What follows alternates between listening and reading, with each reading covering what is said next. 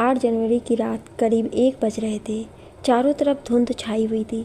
आजम नगर के एक hotel blue haven के गेट से थोड़ी दूर पर एक कार खड़ी थी। ड्राइवर कार में बैठा सिगरेट पी रहा था। ठंड की वजह से उसे नींद नहीं आ रही थी। थोड़ी देर बाद अचानक एक औरत होटल ब्लू हेवन से बाहर आई और सीधे उसकी कार में बैठ गई। औरत ने ड्राइवर से कहा, मुझे जहाँ से ले आए थे तुरंत वहीं ले चलो। ड्राइवर बोला, क्या हुआ मैडम, आपको तो इतनी ठंडी में भी पसीना आ रहा है। आपकी तबीयत तो ठीक है ना? आप तो 1 से 2 घंटे का कह रही थी, लेकिन आप तो 20 मिनट में ही आ गई। औरत ने गुस्से से बोला, जितना कह रही हूँ बस उतना करो, सीधे मुझे मेरे घर छोड़ दो। ड्राइवर ने गाड़ी स्टार्ट की और छतवारा मोड़ की तरफ चल पड़ा। थोड़ी देर में ड्राइवर ने उस औरत को छतवारा मोड़ उतार दिया। औरत टैक्सी से नीचे उतरी, ड्राइवर को उसका भाड़ा दिया और आगे जाकर एक गली के अंदर गायब हो गई। ड्राइवर उसको तब तक देखता रहा जब तक वो उसकी आंखों से ओझल नहीं हो गई। इसके बाद उसने गाड़ी घुमाई और अपने घर चला गया। 9 जनवरी सुबह के 9 बज रहे थे। आजम नगर अब भी कोहरे की चादर में ढका हुआ था। आज तो ऐसा लग रहा था कि पूरे दिन धूप के दर्शन ही नहीं होने वाले। प्राइवेट डिटेक्टिव कैप्टन अविनाश अपने गर्म बिस्तर में आराम से अभी तक सोया हुआ था। 2 बार मोबाइल बज चुका था, लेकिन उसने उठाया नहीं था। तीसरी बार उसकी माँ ने झल्लाकर उसका फ़ोन उठा ही लिया। हेलो, कौन बोल रहा है? माँ जी, मैं इंस्पेक्टर मनोज बात कर रहा हूँ। Good morning. गुड मॉर्निंग बेटा, आप मेरी बात अविनाश से करा सकती हैं? अविनाश तो अभी सो रहा है, अभी मैं उसे जगा करके मोबाइल देती हूँ। माँ ने मोबाइल अविनाश के हाथों में पकड़ा दिया। अविनाश ने नींद में ही बोला, गुड मॉर्निंग मनोज, क्या बात है? यार अविनाश, आधे घंटे में होटल ब्लू हेवन पहुँच सकते हो। होटल ब्लू हेवन, ये कहाँ है? क्या बात है, तुम्हारा खुद इतना बड़ा होटल का बिजनेस है और तुम्हें ये नहीं पता कि होटल ब्लू हेवन कहाँ है? यार मनोज, होटल का बिजनेस मेरे पिताजी देखते हैं। किस एरिया में है ये होटल? भंवरनाथ में। वो तो काफ़ी सुनसान इलाका है। होटल में क्या हुआ है? होटल के एक रूम से एक लाश बरामद हुई है। ये होमिसाइड केस है, इसलिए मैं ही डील करूँगा। ठीक है मनोज, पर मुझे आने में करीब 1 घंटा लग जाएंगे, तब तक तुम अपनी टीम लेकर पहुँचो। ठीक है। करीब 10 बजे के आसपास अविनाश होटल ब्लू हेवन पहुँच गया। ब्लू हेवन कोई बहुत बड़ा होटल नहीं था और आसपास का इलाका भी काफ़ी सुनसान था। अविनाश ने अपनी होंडा सिटी कार ले जाकर के होटल के कंपाउंड में खड़ी कर दी और सीधे रिसेप्शन पर पहुंच गया। 2 पुलिस वाले पास में ही खड़े थे। अविनाश ने एक से पूछा, इंस्पेक्टर मनोज कहाँ है? Floor number 4, room number 44। Avinash lift से 4वीं फ्लोर पर पहुंच गया। एक रूम के आगे 3-4 पुलिस वाले खड़े थे। अविनाश सीधे रूम के अंदर दाखिल हो गया। बेड पर एक आदमी की लाश पड़ी थी, जिसके सीने में करीब 6 इंच लंबा चाकू धंसा हुआ था। बेड पर आसपास खून बिखरा हुआ था। रूम में एक साइड में इंस्पेक्टर मनोज और सब इंस्पेक्टर राहुल खड़े थे। फॉरेंसिक एक्सपर्ट सब जगह से निशान उठाने में लगे हुए थे। अविनाश ने धीरे से पूछा, मनोज, मरा हुआ आदमी कौन है? इसका नाम सुरेश सेठ है। यह आजम नगर का रहने वाला नहीं है। आज सुबह करीब 8:30 बजे के आसपास होटल का मैनेजर इसका दरवाज़ा खटखटा रहा था, लेकिन इसने नहीं खोला। और खोलता भी कहाँ से, ये तो मरा पड़ा हुआ था। जब होटल के स्टाफ ने दरवाज़ा तोड़ा तो पाया कि सुरेश की लाश बेड पर पड़ी थी और करीब 6 इंच लंबा चाकू इसके सीने में धंसा हुआ था। होटल वाले घबरा गए और तुरंत ही इन्होंने पुलिस को फ़ोन कर दिया। करीब 9:30 बजे तक हम लोग यहाँ पहुँच चुके थे। मनोज, वैसे तो फॉरेंसिक वाले अपना काम कर रहे हैं, पर अगर तुम इजाज़त दो तो मैं भी एक बार रूम का मुआयना कर लूँ। हम लोग प्रेजेंट हैं तो तुम एक काम कर सकते हो। अविनाश ने दस्ताना पहनकर ध्यान से सारी चीज़ों को देखना शुरू किया। रूम में एक बेड पड़ा हुआ था जिस पर सुरेश की लाश पड़ी थी। सुरेश ने कुर्ता पजामा पहन रखा था। बेड के बगल में एक साइड मेज़ रखी थी जिस पर एक पानी की जग, मोबाइल और चार्जर रखा था। बेड के सामने टीवी कैबिनेट था। कैबिनेट के नीचे एक मेज़ रखा हुआ था जिस पर एक दारू की बोतल और 2 गिलास रखे हुए थे। रूम में एक कपबोर्ड था। अविनाश ने कपबोर्ड खोला तो पाया कि अलमारी में एक ब्रीफकेस था। ब्रीफकेस में आयरन किए हुए कुछ कपड़े थे। हैंगर में भी उसके कुछ कपड़े टंगे थे जो बड़ी बेतरतीब ढंग से हैंगर से लटक रहे थे। रूम से सटी हुई एक बालकनी भी थी।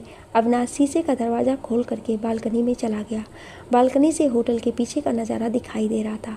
अविनाश ने मन ही मन में सोचा, अगर दिन में इतनी शांति है तो रात में क्या होता होगा।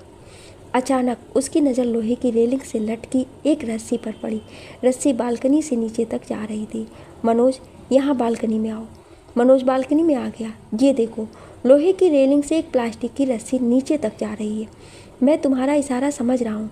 तुम कहना चाह रहे हो कि कातिल सुरेश सेठ का कत्ल करके इस रस्सी के सहारे नीचे उतर गया, वो भी चौथी मंजिल से। मैं ऐसा कोई इशारा अभी नहीं कर रहा हूँ। रस्सी की भी फॉरेंसिक जांच करवा लेना। इसके बाद अविनाश फिर रूम के अंदर चला गया। उसने मेज पर पड़ी दारू की एक बोतल और 2 गिलास को ध्यान से देखा। बोतल में दारू ना के बराबर थी, पर दोनों गिलास में दारू थी। फिर उसने वॉशरूम का मुआयना किया। वॉशरूम बिल्कुल साफ़ सुथरा था। उसे वहाँ कुछ भी नहीं मिला। वॉशरूम बंद करके वो फिर रूम में आ गया। मनोज, दारू की बोतल और गिलास को जरूर से जांच के लिए भिजवा देना। तुम निश्चिंत रहो, यहाँ पर जितने भी आइटम संदिग्ध होंगे सारे जांच के लिए भिजवा दिए जाएंगे। ठीक है, चलो होटल के मैनेजर से कुछ बातचीत कर लेते हैं। इसके बाद वो दोनों लिफ्ट से नीचे आ गए। रिसेप्शन डेस्क के ठीक पीछे मैनेजर का कमरा था। मनोज और अविनाश मैनेजर के कमरे में दाखिल हो गए। मैनेजर उनको देखते ही खड़ा हो गया। मनोज ने पूछा, मैनेजर साहब, आपका क्या नाम है? मेरा नाम अनिकेत रस्तोगी है। मैं इस होटल का मैनेजर हूँ। मैं इसी रूम में रहता भी हूँ। मैंने ये होटल 6 महीने पहले ही ज्वाइन किया था। रात में मैं रिसेप्शन पर भी बैठ जाता हूँ।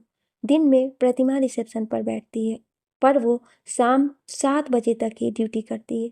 अविनाश बोला, आप कहाँ के रहने वाले हैं और आप होटल में क्यों रहते हैं? मैं झारखंड में रांची का रहने वाला हूँ। मैंने अभी तक शादी नहीं की है, अकेला हूँ, इसलिए होटल में ही रहता हूँ। वैसे भी इस होटल में रात के समय बहुत कम लोग आते हैं। शहर से काफ़ी दूर और सुनसान जगह पे जो है, इसलिए रात के लिए रिसेप्शन पर नया स्टाफ नियुक्त नहीं किया है। मैं ही रिसेप्शन देख लेता हूँ। अविनाश बोला, जिस आदमी की हत्या हुई है उनके बारे में कुछ बताइए। सुरेश सेठ नाम था उनका। 7 जनवरी को शाम करीब 7 बजे के आसपास इस होटल में चेक इन किया था। आज सुबह 8:30 बजे के आसपास जब मैंने इनके रूम का दरवाज़ा खटखटाया तो उन्होंने नहीं खोला। दरवाज़ा अंदर से बंद था। फिर हमने दरवाज़ा तोड़ा तो देखा कि सुरेश जी की लाश बेड पर पड़ी थी। उनके सीने में चाकू धंसा हुआ था। बेड पे खून बिखरा हुआ था। इसके बाद हमने किसी भी चीज़ को टच नहीं किया और पुलिस को इत्तला कर दी। इनके परिवार के बारे में कुछ पता है? सुरेश सेठ आजमनगर से 60 किलोमीटर दूर बलरामपुर के रहने वाले हैं। बलरामपुर में इनका अपना बिजनेस है। इनकी पत्नी का नाम कविता है, जो हमारे साथ ही स्कूल में पढ़ती थी। कविता सुबह से ही सुरेश का मोबाइल ट्राई कर रही थी, लेकिन उनका मोबाइल लग नहीं रहा था। उनका मोबाइल स्विच ऑफ जा रहा था। इसी वजह से 8:30 बजे के आसपास कविता ने मुझे फ़ोन कर दिया कि सुरेश अपना मोबाइल सुबह से नहीं उठा रहे हैं। इसके बाद हम दोनों ने जाकर दरवाज़ा खटखटाया। रिस्पांस ना मिलने पर हम दोनों ने दरवाज़ा तोड़ दिया। ठीक है, आओ मनोज, जाने से पहले होटल का एक चक्कर लगा लेते हैं। अविनाश और मनोज होटल के आगे से चक्कर लगाते हुए पीछे की साइड जाकर के रुक गए। देखो मनोज, यहाँ से सुरेश के रूम की बालकनी दिखाई दे रही है। बालकनी की लोहे की ग्रिल से रस्सी लटकती दिखाई दे रही है। लेकिन अविनाश क्या कत्ल करके 4वीं फ्लोर से प्लास्टिक की रस्सी के सहारे उतरना इतना आसान है? कोई भी आसानी से देख सकता है। आजकल ठंड के मौसम में रात को घना कोहरा होता है और होटल के पीछे का साइड तो बिल्कुल सुनसान है। मुझे नहीं लगता कि किसी ने कुछ देखा होगा। वैसे भी आजकल होटल में बहुत कम भीड़ है। इस टाइप के होटल तो शादी पार्टी इन्हीं वजह से चलते हैं। चलो अब वापस चलते हैं। होटल के सारे स्टाफ के फिंगरप्रिंट ले लेना और मैच करवा लेना। राहुल को निर्देश देकर मनोज अविनाश के साथ वापस आने के लिए चल पड़ा। मनोज, पूरी रिपोर्ट मुझे बता देना। मनोज को थाने छोड़ते हुए अविनाश अपनी एजेंसी लौट आया। आते ही उसने बेबी और राजू को अपने केबिन में बुलाया और सुबह हुई सारी घटना से अवगत करा दिया। बेबी बोली, लगता है सर काम आने वाला है। तुम ठीक कह रही हो। तुम लोग जाओ, जब पोस्टमार्टम रिपोर्ट आ जाएगी फिर डिसाइड करेंगे कि हमें क्या करना है। बेबी और राजू केबिन से बाहर चले गए। करीब 4 बजे के आसपास इंस्पेक्टर मनोज अविनाश के केबिन में आ गया। क्या बात है मनोज, इस बार रिपोर्ट फोन पे नहीं बताई, खुद ही चले आए? हाँ यार, पोस्टमार्टम रिपोर्ट आ गई है। उसकी एक कॉपी मैंने तुम्हारे लिए करा लिया है। लेकिन तुमने आने का क्यों कष्ट किया? मुझे फ़ोन पर ही बता देते। इस बार सोचा कि रिपोर्ट तुमको डायरेक्ट बता देंगे और तुम्हारे साथ एक कप कॉफ़ी भी पी लेंगे। हाँ हाँ, क्यों नहीं। थोड़ी देर बाद बेबी ने राजू के साथ 4 कप कॉफ़ी लाकर लेकर केबिन में प्रवेश किया। मनोज ने सिगरेट जला ली और अविनाश ने अपना सिगार जला लिया। सभी कॉफ़ी की चुस्कियाँ लेने लगे। हाँ मनोज, अब बताओ रिपोर्ट में क्या लिखा है। बात दरअसल ये है कि थोड़ी सी कॉम्प्लेक्स रिपोर्ट है, इसलिए फ़ोन पर मैं क्लियर नहीं कर पाता। इसलिए मैंने सोचा कि एजेंसी आकर मैं तुमको बता दूं। बाद में तुम डिटेल में पढ़ लेना। सुरेश सेठ की मृत्यु 8 जनवरी को रात 8 बजे से 9 बजे के बीच जहर खाने से हुई है। जहर कौन सा था? सुरेश के शहर में पोटेशियम साइनाइड पाया गया, वो भी काफ़ी हैवी मात्रा में। डॉक्टर का ये कहना है कि मात्रा इतनी हैवी थी कि सुरेश पीते ही मर गया होगा। इसका मतलब सुरेश के सीने में चाकू बाद में डाला गया। हाँ, डॉक्टर के मुताबिक उसके सीने में वो चाकू बाद में धंसाया गया। लेकिन एक बात समझ में नहीं आ रही कि यदि सुरेश को इतनी हैवी साइनाइड दिया गया होगा तो वो कातिल के सामने ही मर गया होगा। तो फिर बाद में कातिल ने सुरेश के सीने में चाकू क्यों उतारा? बड़ी अजीब सी बात है। चाकू पर कोई फिंगरप्रिंट मिले? नहीं। और कुछ खास? हाँ, हमें मेज पर एक दारू की बोतल और 2 गिलास बरामद हुए। बोतल में दारू ना के बराबर भी थी। फिर भी फॉरेंसिक एक्सपर्ट ने उसको टेस्ट किया तो पता चला कि बोतल में कोई जहर नहीं था। बोतल में कोई जहर नहीं था? आश्चर्य! बोतल पे फिंगरप्रिंट था। हाँ, दारू की बोतल पर से 3 लोगों के फिंगरप्रिंट पाए गए। एक फिंगरप्रिंट सुरेश का था और दूसरा फिंगरप्रिंट उस आदमी का होगा जो उसके साथ बैठकर दारू पी रहा था, और तीसरा फिंगरप्रिंट मदन नाम के एक वेटर का था। इसका मतलब तीनों ने बोतल टच की थी। अब ग्लास के बारे में बताओ। मेज पर 2 गिलास रखे हुए थे और दोनों में दारू थी। जिस गिलास पर सिर्फ सुरेश की उंगलियों के निशान थे, उस दारू की गिलास में भी कोई जहर नहीं पाया गया। क्या? तो क्या साइनाइड दूसरी वाली गिलास में था? सुनकर तुम्हें आश्चर्य होगा, जो आदमी सुरेश के साथ शराब पी रहा था उसके गिलास में जहर तो पाया गया है, पर वो जहर साइनाइड नहीं है। वो कोई और जहर की किस्म है। मेरा मतलब है चूहे मारने का जहर। और ये जहर साइनाइड इतना पावरफुल नहीं है। चूहे मारने का जहर सुरेश के शरीर में नहीं पाया गया है। मेरा मतलब है सुरेश की मृत्यु तो साइनाइड से हुई है। तो फिर सुरेश के शरीर में साइनाइड गया कैसे? दूसरे आदमी के गिलास में चूहे मारने का जहर क्यों था? सबसे खास बात, दारू की बोतल में जहर नहीं था। यही बात तो मेरे समझ में भी नहीं आ रही है। कहीं दूसरा आदमी जो सुरेश के साथ शराब पी रहा था वो चूहे के जहर से तो नहीं मर गया? पता नहीं। एक बात और गौर करने वाली है। सुरेश की गिलास पर सिर्फ सुरेश की उंगलियों के निशान पाए गए, जबकि दूसरे गिलास पर बेटर मदन और दूसरे आदमी की उंगलियों के गिलास निशान पाए गए। ये कोई खास बात नहीं है। सुरेश का गिलास साफ सुथरा करके रूम में रखा होगा, जबकि दूसरे गिलास को मदन रूम में ले आया होगा। बाकी रस्सी से कुछ खास नहीं मिला। पानी के जग पे और कमोबेश हर जगह से होटल के लोगों के फिंगरप्रिंट मिले हैं, और मिलना लाजमी है क्योंकि वो होटल के स्टाफ है। अविनाश, ये केस बहुत ही पेचीदा केस होने जा रहा है, इसलिए इस पर तुम अभी से काम करना शुरू कर दो। मैं 24 घंटे तुम्हारी मदद के लिए तैयार हूँ। बाकी जो ज़रूरी इन्फॉर्मेशन है वो भी मैंने फाइल में लिख दिया है। ठीक है, अब मैं चल रहा हूँ। ठीक है मनोज, कल से हम इस केस पर काम शुरू करेंगे। इसके बाद अविनाश के केबिन से मनोज बाहर चला गया। अविनाश फाइल को पढ़ने लगा। करीब आधे घंटे तक बेबी और राजू उसके सामने बैठे थे, पर उसने उनसे कोई बात नहीं की।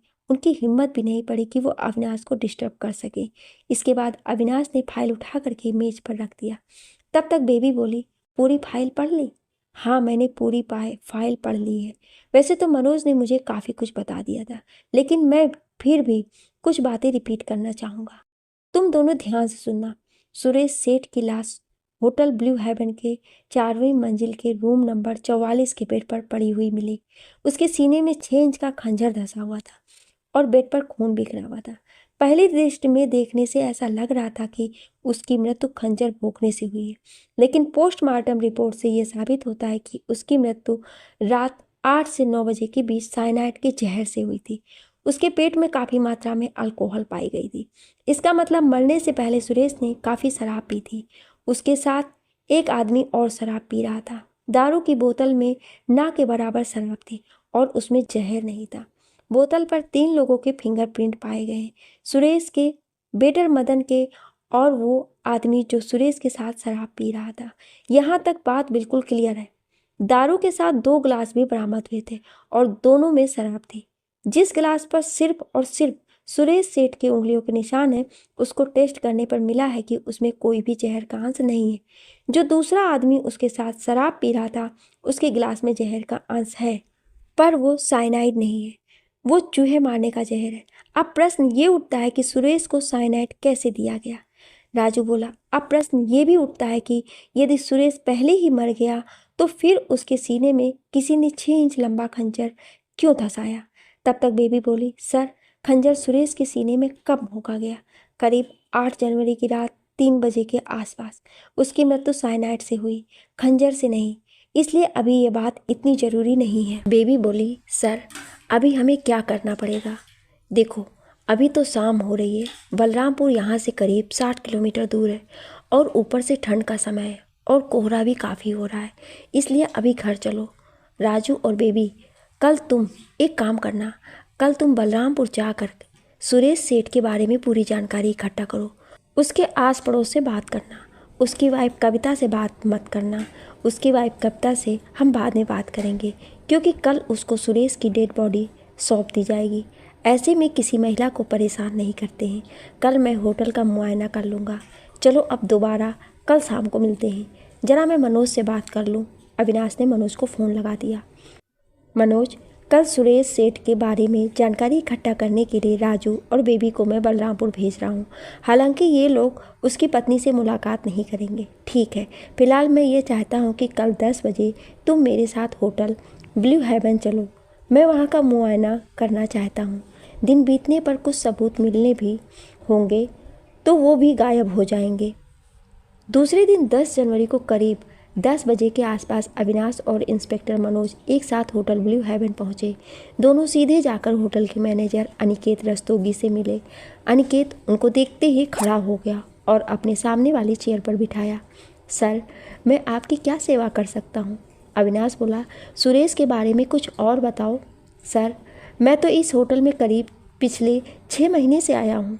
जो यहाँ के पुराने वेटर हैं वो बताते हैं कि वो काफ़ी समय से इसी होटल में रुकते थे।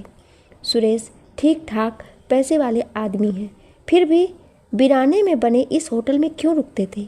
सर, अब ये तो मुझे नहीं पता है। सुरेश की पत्नी कविता आपकी मित्र है। इतना कहने के बाद अविनाश की नज़र अनिकेत पर गड़ गई। ये तो मैंने आपको कल ही बता दिया था। अविनाश ने गहरी सांस ली। सुरेश से मिलने कौन कौन आया था? देखिए, मैं तो अपने केबिन में बैठा रहता हूँ। रिसेप्शन पर प्रतिमा बैठी है, उसे कुछ पता हो सकता है। बात दरअसल ये है कि प्रतिमा यहाँ सुबह 9 बजे से शाम 5 बजे तक रहती है। शाम 7 बजे के बाद से रिसेप्शन मैं देखता हूँ।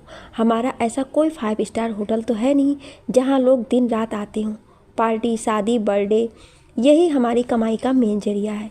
क्योंकि मैं इसी होटल में रहता भी हूँ तो उसको मैं टैकल करता हूँ। इसलिए आप ये समझिए कि मैं इस होटल की 24 घंटे ड्यूटी करता हूँ।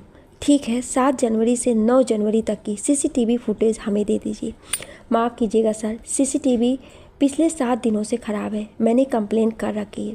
तब तक मनोज गुस्से से बोला, क्या करते हैं आप लोग? आपको पता है कि अब हर जगह सीसीटीवी लगाना और उसको मेंटेन करना अनिवार्य हो गया है, खास करके होटलों में, दुकानों में, पब्लिक प्लेसेस पर। इससे केस हल करने में कितनी सहूलियत होती है। माफ़ कीजिएगा सर, मैं सीसीटीवी आज ही सही करवाता हूँ। अच्छा, प्रतिमा को बुला दीजिए। अनिकेत ने तुरंत इंटरकॉम से प्रतिमा को बुला लिया। प्रतिमा एक बहुत खूबसूरत 25 साल की लड़की है। भीतर दाखिल हुई। सर, आपने मुझे बुलाया? हाँ प्रतिमा, ये है इंस्पेक्टर मनोज और इनके साथ हैं प्राइवेट डिटेक्टिव कैप्टन अविनाश। ये आपसे सुरेश सेठ के बारे में कुछ पूछना चाहते हैं। अविनाश ने पूछा, आपकी ड्यूटी टाइमिंग क्या है? सर, सुबह 9 बजे से शाम के 7 बजे तक। 7 जनवरी को जब सुरेश सेठ ने चेक इन किया तब आप मौजूद थी? हाँ, आप चाहे तो रजिस्टर चेक कर सकते हैं। वो हम कर लेंगे। पिछले 3 दिनों में सुरेश सेठ से मिलने कौन कौन आया था? मुझसे तो किसी ने भी उनके बारे में नहीं पूछा। अब कोई शाम 7 बजे के बाद मिलने आया हो तो मैं नहीं कह सकती। हाँ, इतना ज़रूर बता सकती हूँ कि 8 जनवरी को सुरेश सुबह चले गए थे और शाम को करीब 7 बजे के आसपास होटल में आए थे। पिछले 3-4 दिनों से यहाँ शाम को कोई ना कोई पार्टी का आयोजन था, जिसकी वजह से काफ़ी भीड़ इकट्ठा हो जाती थी। हम सब तो वहीं मैनेज करते रह जाते थे। आप आने जाने का कोई रिकॉर्ड नहीं रखते हैं? प्रतिमा अनिकेत की तरफ देखने लगी। चलिए, समझ गया, आप जा सकती हैं। वेटर मदन को भेज दीजिए। प्रतिमा चली गई, लेकिन तुरंत ही वापस आ गई। सर, सुरेश के साथ एक लोग और रुके थे। कौन? कमल। लेकिन उन्होंने 8 जनवरी को रात करीब 8:30 बजे चेकआउट कर लिया था। उनके कमरे का बिल भी सुरेश को भरना था। अब सुरेश से उनका क्या लिंक था ये मुझे नहीं पता। वेटर मदन को भेज दीजिए। मदन ने डरते हुए कमरे में प्रवेश किया। अविनाश बोला, मदन डरो नहीं, हमारे कुछ एक सवाल का जवाब दे दो, पर सही सही। पूछिए सर। सुरेश के रूम में तुम सर्व कर रहे थे? हाँ सर। तो फिर जितना जानते हो उतना बताओ। सर, 8 जनवरी की शाम को मैंने सुरेश के रूम में 2 बोतल दारू सर्व की थी, लेकिन रूम से एक खाली बोतल ही बरामद हुई थी। मदन, क्या दूसरी बोतल तुम उठा ले गए थे? नहीं सर, सुरेश सर के रूम में मैंने सिर्फ एक बार ही सर्व किया था। 8 से 9 बजे के बीच तो सुरेश मर गया था। इतनी जल्दी 2 बोतल खाली कर दिया? सुरेश के साथ और कौन था? सिर्फ एक सज्जन थे, उनके लिए ग्लास अलग से ले गया था। रूम में केवल एक ग्लास थी जिसमें सुरेश सर दारू पी रहे थे, इसलिए ग्लास पर तुम्हारे भी हाथ के निशान पाए गए। हाँ, वो सज्जन कौन था? मुझे नहीं पता सर। और रात 8 बजे के आसपास वो होटल से चले गए थे। वो होटल में रुके हुए नहीं थे। कमल तो नहीं था? नहीं सर। ठीक है, तुम जा सकते हो। मनोज, चलो चलते हैं। इसके बाद मनोज और अविनाश होटल से बाहर चले गए। क्या हुआ? तुमने कुछ खास पूछताछ नहीं की? देखो मनोज, सीसीटीवी काम नहीं कर रहा है। ओपनली अगर पूछताछ करोगे तो कोई कुछ खास बताएगा नहीं। कहो तो अपने तरीके से पूछताछ करें। अभी नहीं, पूछताछ चोरी छुपे ही करनी पड़ेगी, खास करके वेटर और गार्ड से। थोड़ी तफ्तीश करने बाद दोनों वापस लौट गए। करीब 11 बजे के आसपास अविनाश एजेंसी पहुंचा। राजू और बेबी सुरेश सेठ के बारे में पता करने के लिए बलरामपुर गए हुए थे और उनको आने में शाम हो जाने वाली थी। अविनाश ने खुद ही कॉफ़ी बनाई और रिपोर्ट को फिर बहुत ध्यान से पढ़ने लगा। रिपोर्ट को पढ़ने के बाद वो कंप्यूटर पर कुछ काम करने लगा। धीरे धीरे पूरा दिन बीत गया। 5 बजे के आसपास बेबी और राजू ने प्रवेश किया। आओ बेबी और राजू, मुझे लग रहा है पूरे दिन काम करके तुम लोग काफ़ी थक गए हो। हाँ सर, थोड़ा तो थक गए हैं। ठीक है, फिर शुरू हो जाओ। राजू बोला, सर, सुरेश सेठ आजम नगर का रहने वाला है। आजम नगर से 20 किलोमीटर दूर भीमभर बाजार में उसका गांव है। गांव में उसकी काफ़ी ज़मीन है, लेकिन आजम नगर शहर में उसका कोई घर नहीं है। उसकी उम्र करीब 55 साल के आसपास थी और बलरामपुर में उसका इंपोर्ट एक्सपोर्ट का अच्छा खासा कारोबार है। शादी उसने काफ़ी लेट की थी। उसकी वाइफ कविता सेठ करीब 35 साल की है। मेरा मतलब है 20 साल छोटी हैं। मैंने और बेबी ने उनकी वाइफ को तो नहीं देखा है, पर लोग कह रहे थे कि कविता बहुत ज़्यादा खूबसूरत है। तब तक बेबी बोली, तुम कविता की सुंदरता बखान ना करो, मुद्दे की बात करो। तुम जल क्यों रही हो? बलरामपुर में रिंग रोड पर माल एवेन्यू में उसका एक बहुत बड़ा बंगला है, बंगला नंबर 9। सुरेश सेठ के ऑफिस भी गए थे। हाँ सर, सुरेश सेठ के ऑफिस का काम ज़्यादातर उसका असिस्टेंट कमल देखता है। कमल से हमारी मुलाकात नहीं हो पाई। कमल भी ऑफिस में मौजूद नहीं था। इनफैक्ट ऑफिस वाले तो वो ये कह रहे थे कि सारा बिजनेस कमल के ही दम पर है। सबसे ज़्यादा क्लाइंट कमल ही लाता है। सुरेश सेठ एक निहायत ही बदतमीज़ किस्म का आदमी था। ऑफिस में भी सबको बहुत डांटा करता था। इनफैक्ट उसका कमल से भी उसका काफ़ी झगड़ा होता था। लेकिन मुझे लगता है दोनों को एक दूसरे की ज़रूरत थी, इसलिए ना कमल ऑफिस छोड़ पाता था और ना ही सुरेश कमल को निकाल पाता था। नहीं तो लोगों का कहना है कि जितना झगड़ा उसका कमल से होता था, कोई दूसरा आदमी होता तो कभी छोड़कर चला जाता। लेकिन कमल भी ऑफिस में टिका हुआ है। बाकी सुरेश की पर्सनल लाइफ के बारे में बहुत तो नहीं पता लगा, पर इतना लोग ज़रूर कहते हैं कि कविता से भी उसका बहुत ज़्यादा झगड़ा होता था। बिजनेस के सिलसिले से सुरेश महीने में काफ़ी समय बाहर रहता था और सर हर महीने में 1-2 दिन के लिए वो आजम नगर भी आ जाता था। मैंने आपको बताया कि वो यहीं का रहने वाला था, तो उसका कुछ कानूनी काम होता होगा। मेरा मतलब है कोर्ट कचहरी का काम। दूसरा, वो बीच बीच में आजम नगर डॉक्टर को भी दिखाने आता था। क्या उसे कोई प्रॉब्लम थी? वो तो मुझे नहीं पता, पर वो शराब बहुत पीता था। उसके जाने के बाद ऑफिस कौन देखेगा? मुझे तो लग रहा है कि उसकी वाइफ कविता ही ऑफिस देखेगी। वैसे भी सारा काम तो कमल देखता है। शुरू में बिजनेस खड़ा करने में सुरेश ने बहुत मेहनत की थी, पर सर हमारा टारगेट ये था कि कविता की नौकरानी से ज़रूर बात करें, क्योंकि उसकी नौकरानी ही उनके बारे में सबसे ज़्यादा बता सकती है, पर उससे बात नहीं हो पाई। बहुत अच्छा, तुम लोगों ने आज बहुत मेहनत की। हम लोग परसों बलरामपुर चलेंगे। आज उसकी पत्नी को सुरेश की बॉडी मिल गई होगी। कल का दिन रहने देते हैं। तब तक राजू, तुम सुरेश सेठ के पिछले 1 महीने का कॉल डिटेल निकलवा लो। ठीक है सर। बेबी, कल तुम होटल ब्लू हेवन के बारे में पता करो। मेरा मतलब है कैसा होटल है, किस टाइप का काम होता है, कानूनी गैर कानूनी सब। सर आपका तो खुद ही होटल का बिजनेस है, आपको चाहे तो मुझसे ज़्यादा पता कर सकते हैं। नहीं, मुझे पता करने की ज़रूरत नहीं है। जितना कहा है उतना करके कल मिलो। चलो अब घर चलते हैं। इसके बाद तीनों अपने अपने घर चले गए। अगले दिन 11 जनवरी को राजू और बेबी साई डिटेक्टिव एजेंसी नहीं गए।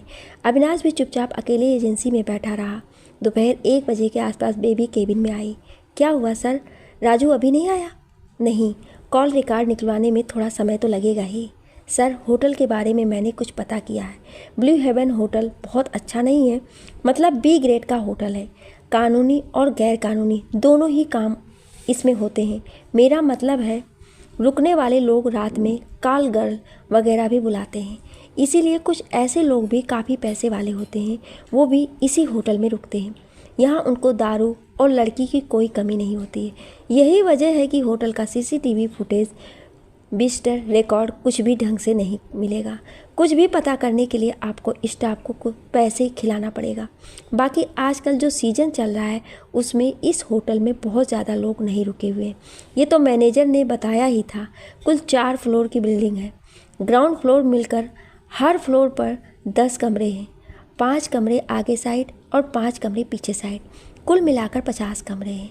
इतना तो सर आपने देखा ही होगा कि जिस रूम में सुरेश सेठ की हत्या हुई थी, मेरा मतलब है रूम नंबर 44, वो पीछे साइड है। और शायद पीछे का ही बहाना लेकर के रात में कातिल रस्सी के सहारे उतर कर भाग गया। एक तो ठंड का समय, ऊपर से काफ़ी कोहरा, तीसरा काफ़ी सुनसान जगह, चौथा पीछे साइड का रूम। मेरा मतलब है क्राइम करने की सबसे परफेक्ट जगह है। ऊपर से होटल में कोई भीड़ भी नहीं है।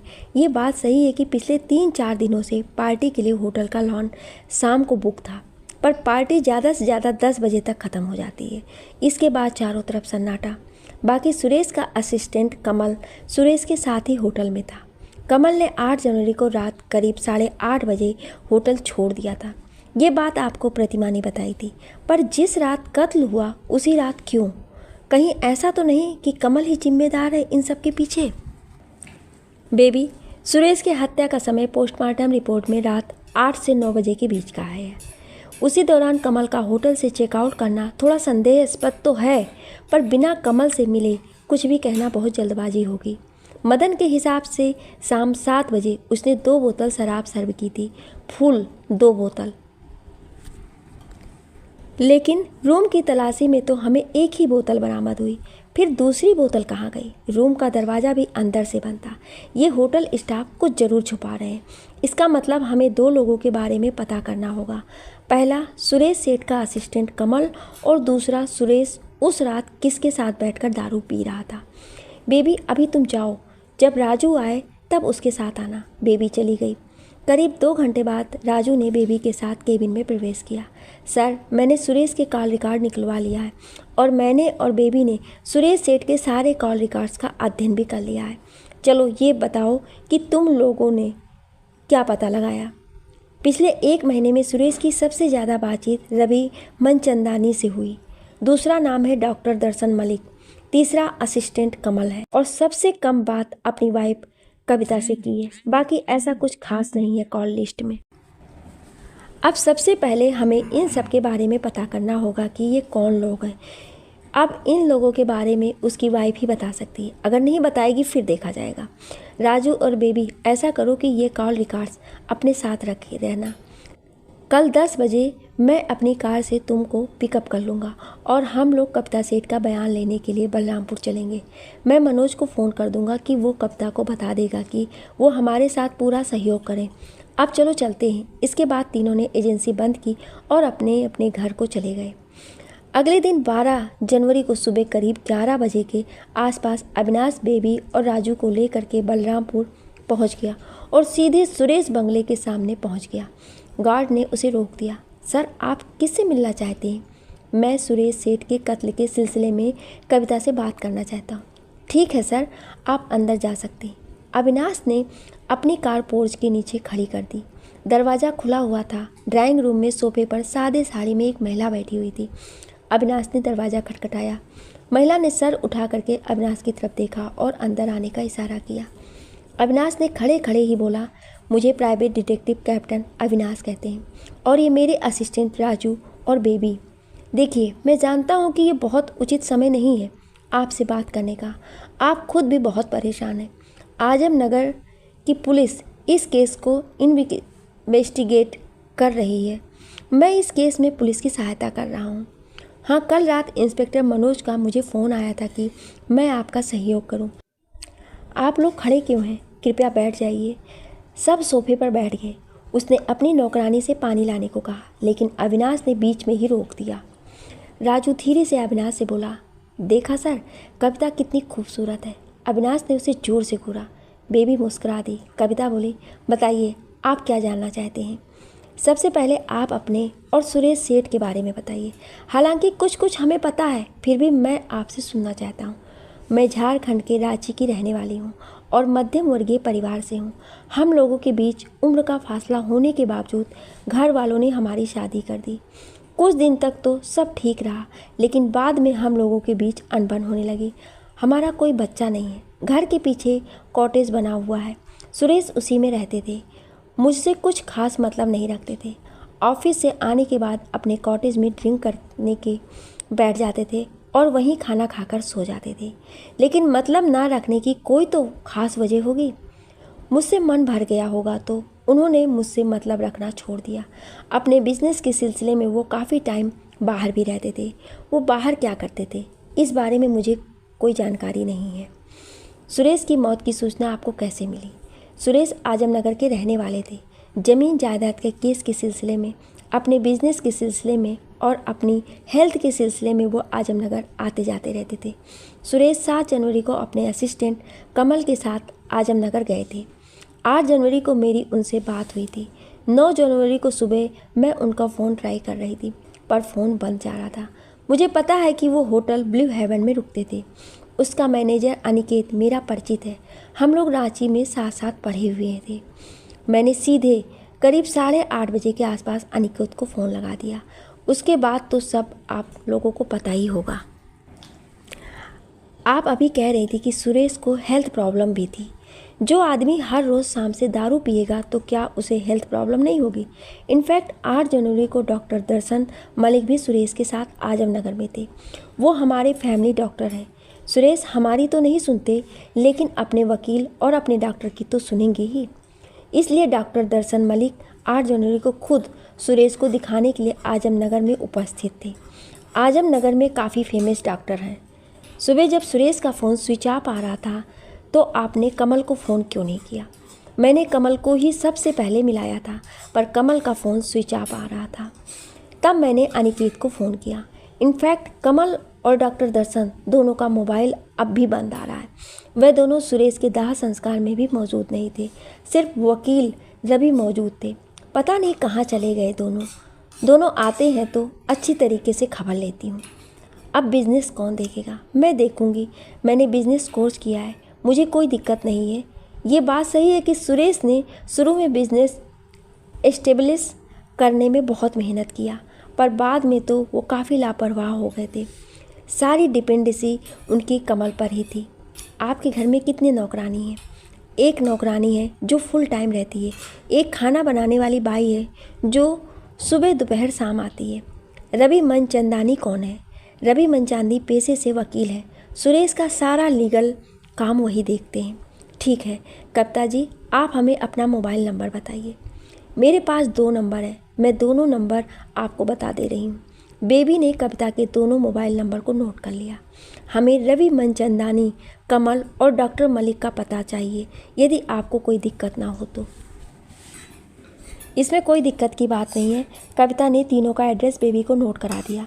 कविता जी, अभी आप बहुत परेशान हैं, इसलिए मैं आपको बहुत डिस्टर्ब नहीं करना चाहता, लेकिन जब तक ये केस सॉल्व नहीं होगा मैं बीच बीच में आपकी हेल्प लेता रहूँगा। अभी हम चलते हैं। इसके बाद तीनों घर से बाहर आ गए और अविनाश की कार चल दी। करीब 300 मीटर चलने के बाद अविनाश ने कार रोक दी। बेबी एक काम करो, एक नौकरानी तो कविता के यहाँ फुल टाइम रहती है, उससे तो मुलाकात अभी संभव नहीं है, पर दूसरी वाली जो खाना बनाती है उससे मिलने की कोशिश करो। अभी मैं और राजू इन तीनों से बारी बारी मुलाकात करने जा रहे हैं। ठीक है सर, काम होने के बाद मैं आपको कॉल कर दूंगी। इतना कहकर बेबी कार से उतर गई। अविनाश ने अपनी कार डॉक्टर दर्शन के घर की ओर बढ़ा दी। करीब 20 मिनट बाद वे दोनों डॉक्टर दर्शन मलिक के क्लिनिक के सामने थे। डॉक्टर का क्लिनिक नीचे था और ऊपर घर था। वे दोनों क्लिनिक में दाखिल हो ही रहे थे कि गार्ड ने उन्हें रोक दिया। माफ़ कीजिएगा, क्लिनिक बंद है। अविनाश ने कहा, मुझे डॉक्टर दर्शन से कुछ पर्सनल काम है। डॉक्टर साहब घर में उपस्थित नहीं है। 8 जनवरी से वो घर आए ही नहीं हैं। लेकिन उनके घर में कोई तो होगा।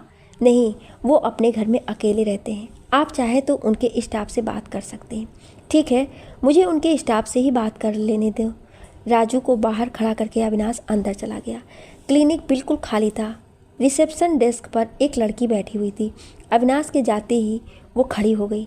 माफ़ कीजिएगा सर, डॉक्टर साहब उपस्थित नहीं हैं। ये तो मुझे बाहर गार्ड ने बता दिया था।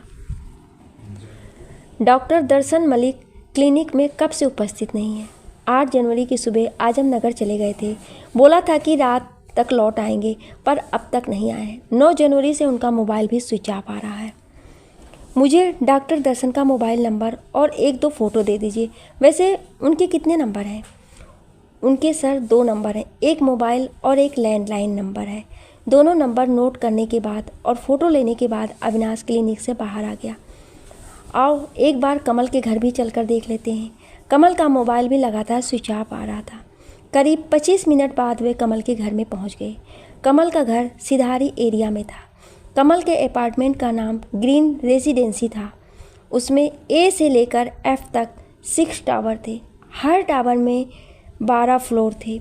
बी टावर के 10वें फ्लोर पर कमल का रूम था। लिफ्ट से वे लोग कमल के फ्लैट पर पहुंचे। उन लोगों ने दरवाजे की घंटी 5 मिनट तक बजाई, लेकिन कोई जवाब नहीं मिला। राजू, जरा बगल वाले घर से पूछो। राजू ने बगल वाले घर की ओर घंटी बजा दी। एक औरत निकलकर बाहर आई। राजू बोला, माफ़ कीजिएगा, हम लोग कमल के घर की घंटी काफ़ी देर से बजा रहे हैं, पर कोई दरवाज़ा नहीं खोल रहा है। क्या आप कुछ बता सकती हैं कमल के बारे में?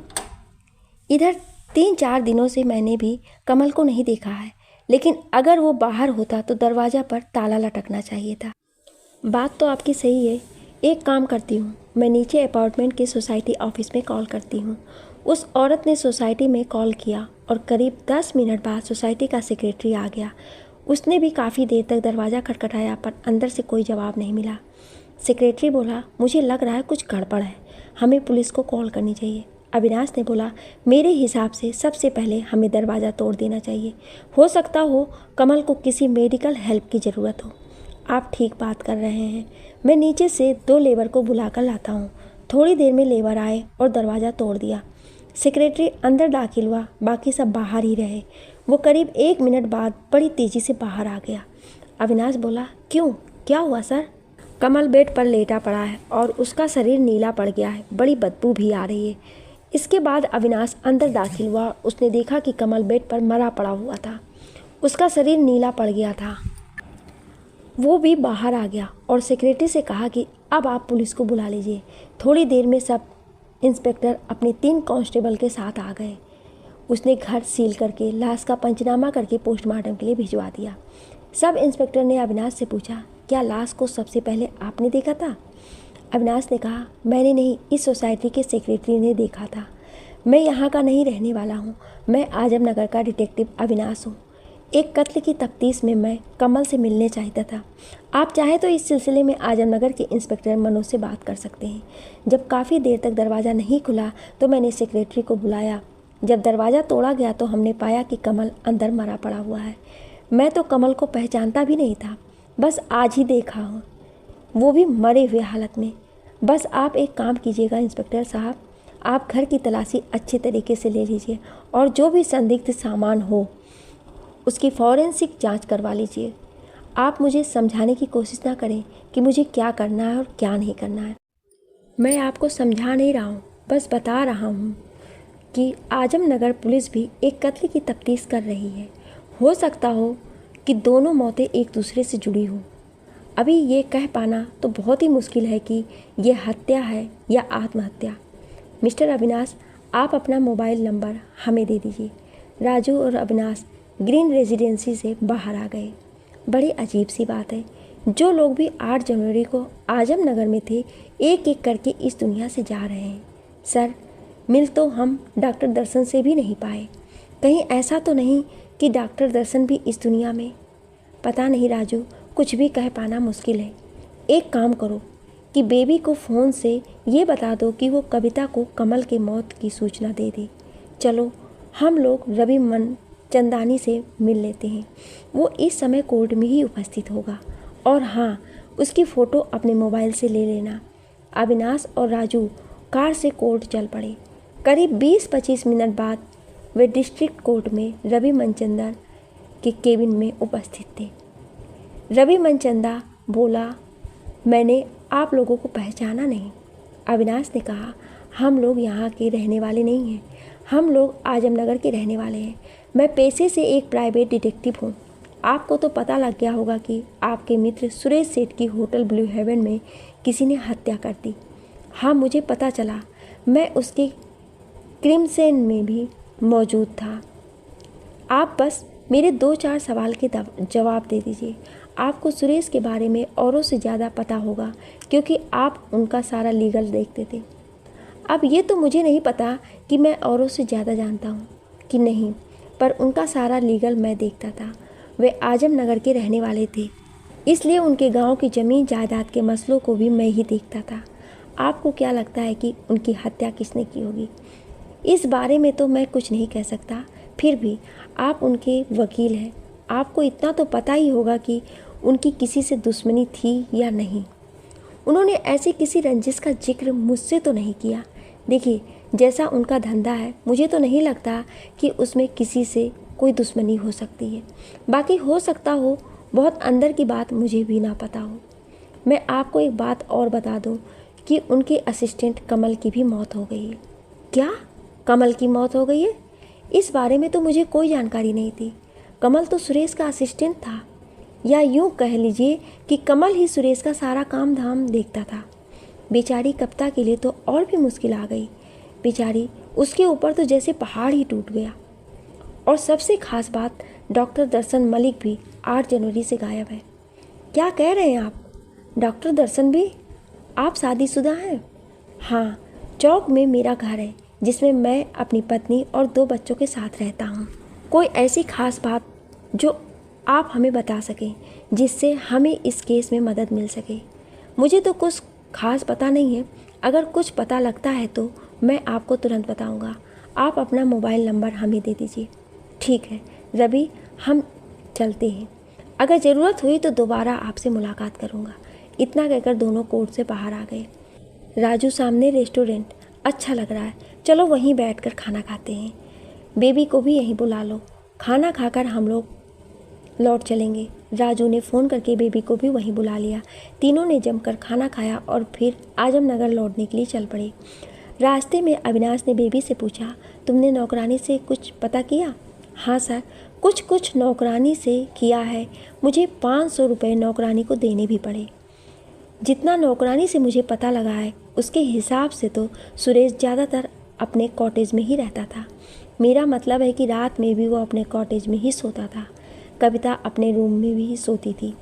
सुरेश अपने कॉटेज में किसी को बहुत आने जाने नहीं देता था। ऑफिस से आने के बाद कॉटेज में देर रात तक दारू पीता था, खाना खाता था और वहीं सो जाता था। मेरा मतलब है कविता से उसका खास संबंध नहीं था। कविता से सुरेश का बहुत झगड़ा होता था। कभी कभी तो वो कविता पे हाथ भी उठा देता था। कमल का इसके घर काफ़ी आना जाना था। कविता और कमल का कोई चक्कर? सर, नौकरानी ने बहुत साफ तो नहीं बताया, लेकिन मेरे हिसाब से तो यही लग रहा है।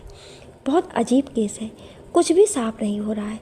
राजू, तुम सभी के 1 महीने के कॉल रिकॉर्ड और साथ में मोबाइल लोकेशन भी निकलवाओ। सर, इसमें तो समय लग जाएगा।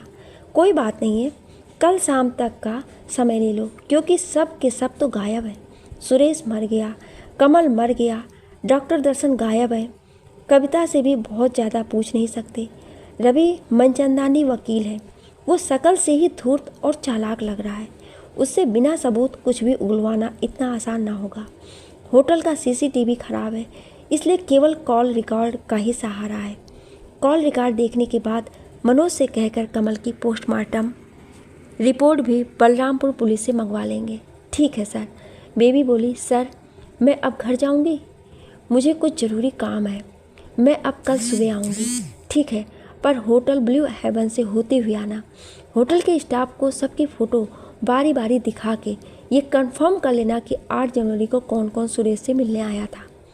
मैं भी एजेंसी नहीं जाऊंगा, मैं सीधे घर जाऊंगा। पापा ने अपने होटल के काम से मुझे बुलाया है। आजम नगर पहुंचकर अविनाश राजू और बेबी को कार से उतार कर अपने घर चला गया। अगले दिन 13 जनवरी को अविनाश ने एजेंसी खोली और अपने केबिन में पूरा दिन बैठा रहा। बीच में मनोज को उसने केस के हालात के बारे में जानकारी दे दी। शाम को करीब 6 बजे के आसपास राजू और बेबी साथ कॉल रिकॉर्ड लेकर अंदर आए। राजू सबके रिकॉर्ड्स टेबल पर फैला दिया। तो सर, कहाँ से शुरू करें? सबसे पहले बेबी तुम बताओ कि तुमने होटल ब्लू हेवन में फ़ोटो दिखाई? हाँ सर, मदन ने कंफर्म किया कि सुरेश डॉक्टर दर्शन मलिक के साथ बैठकर शराब पी रहा था। गुड, हालांकि मुझे कुछ अंदाज़ा था। और एक बात सर, 8 जनवरी की रात में 9 से 10 के बीच वकील रवि भी होटल आया था। इसका मतलब सभी होटल में मौजूद थे। गुड। राजू, अब ये बताओ कि कविता के कॉल रिकॉर्ड क्या कहते हैं? राजू बोला, सर कविता के 2 नंबर हैं। पिछले 1 महीने में एक नंबर पर उसने सुरेश से बात की है, रांची बात की है और कभी कभी उसमें कमल से बात की है। इस नंबर में कुछ भी गड़बड़ नहीं लग रहा है। दूसरे नंबर में बड़ी अजीब सी बात है। वो क्या? दूसरे नंबर में कहीं भी सुरेश का जिक्र नहीं है। दूसरे नंबर पे ना तो सुरेश का फ़ोन आया है और ना ही कविता ने कभी सुरेश को फ़ोन किया है। इसका मतलब शायद सुरेश को इस नंबर के बारे में जानकारी नहीं थी। इस नंबर पर सिर्फ और सिर्फ उसने 4 आदमी से बात की है, डॉक्टर दर्शन मलिक, कमल, वकील रवि और होटल का मैनेजर अनिकेत। काफ़ी देरी तक बातें की गई हैं। कविता ने कमल से, अनिकेत से और दर्शन से तो देर रात भी काफ़ी बात की है। हाँ, इतना अवश्य है कि वकील रवि मनचंदानी से उसने दिन में ही बात किया है। रवि मनचंदानी शादीशुदा आदमी है, रात में वो घर पर कैसे बात कर सकता है? बाकी कमल, डॉक्टर दर्शन मलिक और मैनेजर अनिकेत अकेले रहते हैं, उनसे जब चाहो तब बात करो। बेबी बोली, सर सीधे कविता से पूछा जाएगा तो कविता जवाब दे देगी कि किसी से बात करना क्या गुनाह है? वैसे भी सुरेश तो दारू पी करके अपने कॉटेज में पड़ा रहता था। कह देगी तन्हाई दूर करने के लिए किसी से बात करना कोई गुनाह तो नहीं है। वैसे भी अब उसको काहे का डर? सर, बात चाहे कुछ भी हो, पर ये नॉर्मल टॉक नहीं है। राजू बोला, जाहिर सी बात है सर, अगर कोई औरत किसी मर्द से रात भर बात करती है तो नॉर्मल चैट कैसे हो सकती है? वो भी इसमें आदमी 1 नहीं 4 हैं। बेबी बोली, मुझे लग रहा था कि कमल से ही उसके संबंध हो सकते थे। यहाँ तो सारी रात दर्शन से भी बात कर रही थी, अनिकेत से भी बात कर रही है और दिन में भी काफ़ी बात रवि मनचंदानी से उसकी हो रही है। अविनाश उनकी बातों को जैसे सुनकर भी अनसुना कर रहा हो। राजू, सुरेश के कॉल रिकॉर्ड से सर्च करो कि पिछले महीने में वो कब बलरामपुर से बाहर रहा है। मेरा मतलब है जब सुरेश बाहर रहा है तब कविता की मोबाइल लोकेशन कमल, डॉक्टर दर्शन, रवि और अनिकेत से कभी मैच कर रही है। सर, 1 दिसंबर को सुरेश बलरामपुर में नहीं था। 1 दिसंबर की रात को कविता की मोबाइल की लोकेशन कविता के घर की है। लेकिन कमल की मोबाइल लोकेशन भी कविता के घर के आसपास की है। सर 2 दिसंबर को भी सुरेश बलरामपुर में नहीं था और 2 तारीख के दिन में कविता की मोबाइल लोकेशन डॉक्टर मलिक के क्लिनिक के आसपास की है। हाँ, फिर रात 2 की रात को कमल और कविता की मोबाइल लोकेशन सुरेश के घर की ही दिखा रही है। इसका मतलब हम लोग ठीक जा रहे हैं। अब ये चेक करो कि वकील रवि मनचंदानी की और कविता की मोबाइल की लोकेशन कहाँ कहाँ एक दिख रही है। सर 3 दिसंबर की दोपहर के बाद की दोनों की मोबाइल की लोकेशन बलरामपुर में कैंट के आसपास की दिखा रही है। बेबी ज़रा कंप्यूटर पर बैठो और कैंट एरिया सर्च करो। सर ज़्यादातर होटल कैंट एरिया में ही दिख रहे हैं। ठीक है राजू, जब सुरेश वापस बलरामपुर आ गया तब सबके मोबाइल लोकेशन क्या है? सर मैं आपके कहने का मतलब समझ रहा हूँ। 4 दिसंबर को सुरेश का मोबाइल फिर से बलरामपुर एरिया में एक्टिव हो गया। अब सबके मोबाइल लोकेशन अलग अलग हैं। राजू, रवि मनचंदानी तो शादीशुदा आदमी है, इसलिए रात में तो आ नहीं सकता। उसे कविता से मिलने के लिए होटल की ज़रूरत होगी, इसलिए उन दोनों की मोबाइल लोकेशन कैंट एरिया दिखा रही है। राजू, कविता की कॉल डिटेल मुझे दे देना ज़रा। इसके बाद अविनाश कविता की कॉल डिटेल को बहुत ध्यान से देखने लगा। राजू, एक बात और नोट करने वाली है। 8 जनवरी की रात में 8 से 9 बजे के बीच सुरेश की हत्या हुई थी और 9 जनवरी को सुबह 8:30 बजे कविता ने होटल के मैनेजर अनिकेत को फ़ोन किया था सुरेश का हाल जानने के लिए। करीब सुबह 9 बजे के आसपास उसे मैनेजर के द्वारा पता लग गया कि किसी ने सुरेश की चाकू मारकर हत्या कर दी। ठीक है सर। ठीक 9:30 बजे पर कविता ने वकील रवि मनचंदा को फ़ोन किया है। क्यों? पति के तुरंत मरने के बाद वकील को फ़ोन? सर रवि मनचंदानी का मोबाइल उस समय खास करके आजमनगर के कोर्ट के आसपास दिखा रहा है। देखो, रवि ने हमको ये खास बात नहीं बताई। राजू देखो, कमल और डॉक्टर दर्शन के मोबाइल कहाँ और कब आखिरी बार बंद हुए थे? सर कमल का मोबाइल तो उसके घर में 8 जनवरी की रात 2 बजे के आसपास स्विच ऑफ हुआ था और उसके बाद तो वो मर गया, इसलिए मोबाइल ऑन नहीं हुआ। डॉक्टर दर्शन मलिक का मोबाइल 8 जनवरी को रात करीब 10 बजे के आसपास सराय नाका पर बंद हुआ था और तब से बंद है। उसी समय से डॉक्टर दर्शन मलिक भी गायब है। ये सुनकर अविनाश सर खुजलाने लगा। राजू, 8 जनवरी को डॉक्टर दर्शन और कमल के मोबाइल की लोकेशन कब कब एक जगह थी? सर 2 जगह पे सेम थी, एक होटल ब्लू हेवन में और दूसरा सराय नाका पे। और सराय नाका पे ही डॉक्टर दर्शन का मोबाइल आखिरी बार बंद हुआ था। हाँ सर। अविनाश फिर कुछ सोचने लगा। राजू, सारे कॉल रिकॉर्ड्स मेरी टेबल पर रख दो, बाकी बातें कल डिस्कस करेंगे। अब तुम लोग घर जाओ। अविनाश एजेंसी बंद करके सराय नाका की तरफ चल दिया। सराय नाका आजमनगर और बलरामपुर के बीच में था। करीब आजमनगर से 40 किलोमीटर दूर। नाका पहुंचते पहुंचते सड़क पर धुंध काफ़ी गिरने लगी थी और आवागमन भी काफ़ी कम हो गया था। सराय नाका एरिया में पहुंचकर वो एक पान की दुकान के सामने रुक गया। अविनाश ने पान की दुकान से एक सिगरेट लिया और जला लिया। आज काफ़ी ठंड है ना? हाँ साहब, ठंड बहुत है और कितना घना कोहरा है। आवागमन भी काफ़ी कम हो गया है, इसलिए धंधा भी आजकल काफ़ी मंदा चल रहा है। आप कहाँ जा रहे हैं साहब? मैं बलरामपुर की तरफ जा रहा हूँ। धुंध की वजह से कार चलाने में काफ़ी दिक्कत हो रही है, एक्सीडेंट वगैरह का भी डर रहता है। हाँ ये तो है सर, कार धीरे चलाना। अच्छा एक बात बताओ, 8 तारीख की रात इस एरिया के आसपास कुछ हुआ था क्या? साहब ज़्यादा से ज़्यादा मैं रात के 11 बजे तक अपनी दुकान बंद कर देता हूँ, लेकिन जब मैं 9 की सुबह आया तो लोग कानाफूसी कर रहे थे कि यहाँ से थोड़ा आगे एक कार में हाईवे पुलिस को एक आदमी मरा हुआ मिला था। कौन था वो आदमी? पता नहीं साहब। सराय नाका पुलिस थाना कहाँ है? यहाँ से 2 किलोमीटर दूर आगे एक तिराहा दिखेगा। तिराहा से बाय ज़्यादा से ज़्यादा 500 से 700 मीटर पर आपको थाना नज़र आ जाएगा। अविनाश ने सिगरेट पैर से बुझाई और अपनी कार की तरफ चल दिया। दरवाज़ा खोलते ही उसे कुछ ध्यान में आ गया। वो पान की दुकान की तरफ लौट गया। अविनाश ने अपने मोबाइल से कमल, अनिकेत और डॉक्टर दर्शन की फ़ोटो पान वाले को दिखाई। क्या इनमें से कोई 8 जनवरी की रात दिखाई दिया था? पान वाले ने कमल की फ़ोटो की तरफ इशारा करके कहा, ये साहब रात 10 बजे के पास मेरी दुकान से पानी की बोतल और नमकीन खरीदने आए थे। अविनाश ने पान वाले को धन्यवाद दिया और कार आगे बढ़ा दी। थोड़ी देर में कार थाने के अंदर लगा दी।